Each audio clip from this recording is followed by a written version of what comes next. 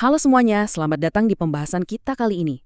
Pernah nggak sih Anda kepikiran, gimana kalau semua hal yang kita tahu tentang otak manusia itu keliru? Nah, hari ini kita bakal ngebedah dua studi kasus yang benar-benar di luar nalar. Ini bukan fiksi ilmiah ya, tapi didukung penuh sama bukti medis dan data investigasi polisi yang bakal menantang habis-habisan pandangan materialis konvensional kita soal cara kerja otak manusia. Oke, coba bayangin skenario ini. Gimana kalau otak Anda benar-benar udah mati secara klinis? Tahu kan, pas monitor jantung udah bunyi tiit panjang alias flatline, tapi anehnya, kesadaran Anda tetap nyala dan merekam semuanya? Nah, pertanyaan ini tuh sukses bikin pusing para ilmuwan. Karena selama ini kan sains konvensional yakin banget kalau kesadaran kita itu ya cuma produk sampingan dari aktivitas fisik otak. Kalau otaknya mati, ya kesadarannya hilang. Tapi tunggu dulu. Untuk nyari tahu jawabannya, kita harus mundur sedikit ke tahun 2008. Ada seorang dokter spesialis perawatan kritis, namanya Dr. Sam Parnia. Dia meluncurkan sebuah penelitian medis super besar yang dikasih nama AWARE Study. Nggak tanggung-tanggung, dia meneliti insiden henti jantung ini pada 2060 pasien di 15 rumah sakit berbeda. Bayangin, 2000 lebih pasien. Dan jujur aja, cara Dr. Parnia ngerancang eksperimen ini tuh jenius banget. Jadi gini, di ruang-ruang gawat darurat, dia sengaja naruh papan berisi gambar-gambar tersembunyi. Posisinya ditaruh tinggi banget di dekat plafon dan gambarnya menghadap langsung ke langit-langit. Jadi, gak mungkin banget bisa dilihat dari bawah. Logikanya simpel banget. Kalau roh atau kesadaran seseorang beneran melayang keluar dari tubuhnya pas mereka lagi mati suri, mereka pasti bakal bisa ngelihat gambar-gambar itu dari atas kan? Nah, ini ngebawa kita ke sebuah kasus medis yang luar biasa banget di tahun 2014 yang dikenal sebagai kasus pasien Southampton. Pria berumur 57 tahun ini secara medis udah dinyatakan meninggal selama 3 menit penuh. Aktivitas listrik di otaknya benar-benar flatline. Secara biologis, mustahil banget dia bisa halusinasi. Karena untuk bisa berhalusinasi, otak tuh butuh energi dan kalori yang gede. Tapi realitanya, pria ini justru ngaku kalau dia sepenuhnya sadar, ngerasa melayang di dekat langit-langit ruangan, dan bahkan ngelihat proses resusitasinya sendiri dari atas. Gila nggak tuh? Dan ini bukan sekedar halusinasi orang ngigau ya. Bukti visual yang dia kasih dari atas plafon benar-benar tak terbantahkan.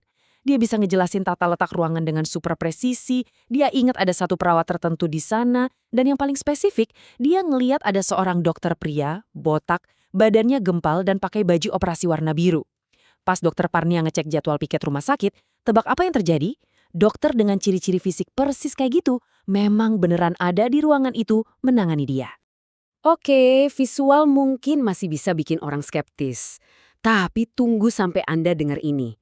Pasien ini juga ngasih bukti audio yang kuat banget. Dia ingat betul ngedengerin sebuah instruksi suara otomatis dari mesin yang diulang-ulang. Suara peringatan mengerikan yang bunyinya, shock the patient, shock the patient. Nah, ini dia pukulan telaknya.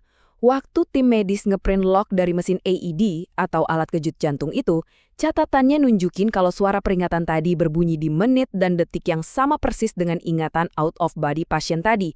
Artinya apa? Catatan medis ini secara matematis membuktikan kalau pasien tersebut benar-benar udah mati otak total di detik yang sama dia ngerekam memori visual dan audio yang super spesifik tadi. Fakta ini memaksa kita buat mikir ulang segalanya. Kalau otak yang udah mati masih bisa ngerekam memori tanpa ada energi, berarti kita harus gegeser cara pandang kita soal kesadaran lewat teori penerima radio. Selama ini kan pandangan tradisional mikir otak itu kayak bola lampu. Begitu saklar energinya mati, ya udah cahayanya otomatis lenyap. Tapi sekarang sains modern ngarah ke analogi yang beda banget. Otak itu ternyata lebih mirip kayak pesawat TV dan kesadaran kita itu adalah frekuensi siarannya. Jadi kalau fisik TV-nya rusak, sinyal siarannya kan nggak ikutan hancur. Sinyalnya atau kesadaran Anda itu tetap eksis dan melayang bebas di ruangan tersebut. Masih ragu soal konsep TV receiver ini? Oke, coba kita lihat gimana fenomena frekuensi ini benar-benar kejadian di dunia nyata lewat salah satu kasus polisi legendaris dari tahun 1994. Ceritanya bermula di Williston, Florida. Pada 24 Maret 1994, seorang kakek umur 76 tahun bernama Norman Lewis tiba-tiba hilang tanpa jejak bareng truk pikat merahnya.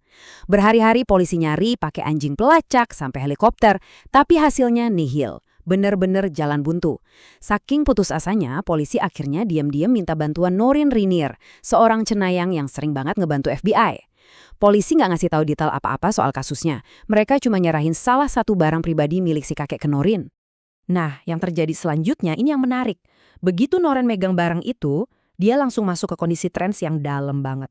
Tiba-tiba, dia mulai ngerasain sensasi fisik yang super intens. Dia bilang dia kedinginan banget dan sesak napas, kayak orang yang lagi tenggelam. Terus dia ngelihat ada lubang raksasa yang dikelilingi batu-batu putih. Dan yang paling penting, di kepalanya terus-terusan muncul dua angka 45 dan 21. Dengar angka 45, polisi setempat langsung ngeh, itu cocok banget sama nama jalan raya di daerah sana, Highway 45. Pas ditelusuri rutenya, mereka nemuin sebuah bekas tambang batu kapur yang udah lama ditelantarin dan penuh tergenang air. Dan coba tebak, lokasi itu persis banget sama visi Noreen soal lubang raksasa yang dikelilingi batu-batu putih. Polisi nggak buang waktu, mereka langsung nurunin tim penyelam ke lokasi itu. Dan benar saja, di dasar air tambang yang gelap itu, mereka nemuin truk pick-up merah yang hilang, lengkap dengan tubuh Norma Lewis di dalamnya. Ini ngebuktiin kalau visi Noreen soal rasa tenggelam dan lokasi persisnya tuh 100% akurat, tanpa meleset sedikit pun. Jadi pertanyaannya sekarang, gimana caranya Noreen bisa tahu detail angka dan formasi batu kapur yang spesifik tadi, padahal seumur hidupnya dia belum pernah ke Florida, apalagi ketemu sama si korban? Usut punya usut, Noreen ini sebenarnya nggak lagi main tebak-tebakan mistis. Secara sains, ini disebut psikometri kuantum. Jadi gini prosesnya. Pertama, pas truk Norman jatuh, bagian otaknya yaitu amigdala ngerekam papan tanda Highway 45 dalam kondisi panik luar biasa. Kedua, saking intensnya emosi saat itu, gelombang elektromagnetik dari memorinya ini kayak membakar dan nempel permanen di barang pribadi yang dia pakai. Lalu di langkah terakhir, otak Noreen tuh sekedar bertindak ibarat antena wifi aja. Dia nangkep frekuensi yang tepat buat ngedownload rekaman CCTV terakhir dari mata si kakek di detik-detik akhir hidupnya yang penuh kepanikan. Fakta dari anomali pasien Southampton dan kasus investigasi Norman Lewis ini benar-benar ngebuka mata kita pada satu kesimpulan mutlak. Kita ini sebenarnya adalah frekuensi kesadaran yang kebetulan lagi minjem hardware biologis bernama tubuh manusia. Emosi dan memori manusia itu nggak cuma numpang lewat, mereka meninggalkan jejak yang permanen, sangat nyata, dan bisa diukur di dunia fisik ini. Jadi, sebagai penutup dari pembahasan kita kali ini, saya mau ninggalin Anda dengan satu pemikiran. Coba direnungkan ya. Kalau data medis udah ngebuktiin bahwa kesadaran Anda tetap utuh walau tubuh Anda udah mati, dan kalau Anda pada dasarnya cuma sinyal siaran yang lagi pakai TV biologis, lalu apa yang sebenarnya terjadi pada sinyal Anda, kenangan Anda, dan karakter Anda ketika siaran TV itu akhirnya harus berakhir? Bikin penasaran kan? Teruslah mencari tahu, dan terima kasih udah ikut bergabung di penjelasan kali ini.